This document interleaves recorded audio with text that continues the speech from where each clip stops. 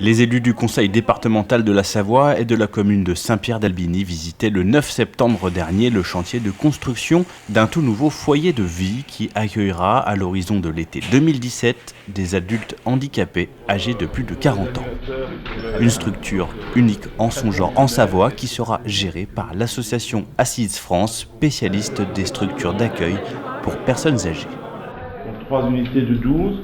Donc une unité au rez-de-chaussée, 2 unités au premier étage, qui sont tout à fait symétriques. Sur un côté du bâtiment, on a les 12 appartements. Et en rez-de-jardin, puisque comme c'est un terrain qui est en activité, on a 2 rez-de-chaussée.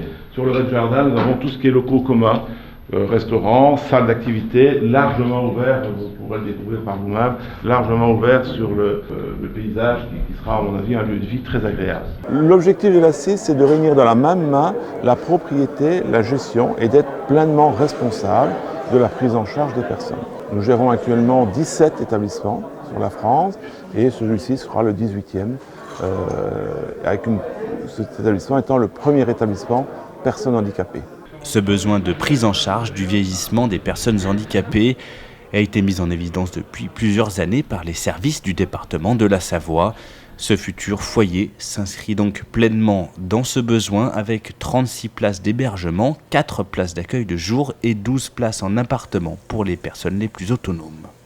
Alors il est situé en Comte de Savoie parce que effectivement le schéma départemental personnes handicapées avait identifié un besoin dans ce secteur.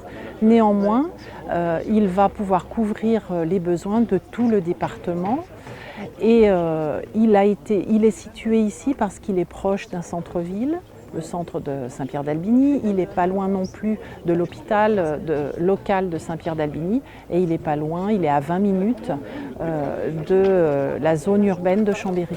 Cet engagement du conseil départemental de la Savoie représentera un investissement de plus de 8 millions d'euros pour la construction du bâtiment et de 1,9 million d'euros annuels pour les frais de fonctionnement, comme le précisait Hervé Guémard à l'occasion de cette visite.